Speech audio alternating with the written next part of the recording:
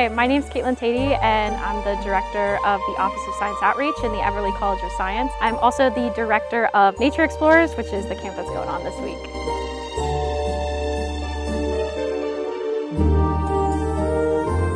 I hope that the kids have a positive experience with the outdoors and they learn to not only like nature and like being around the bugs and the trees and the wind and the water, but they gain a little bit of appreciation and they feel empowered that they don't have to wait until they're adults to protect the environment.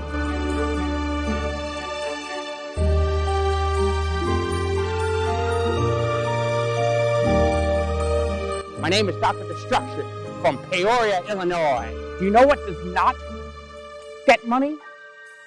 Trees that are free to look at.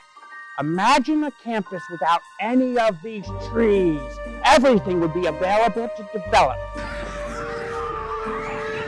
I think Dr. Destruction is kind of funny.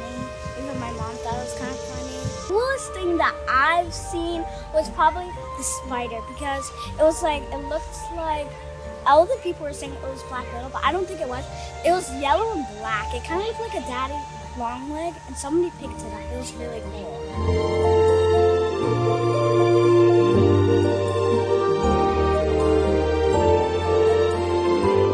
The trip to Spring Creek is really one of our culminating experiences for Nature Explorers.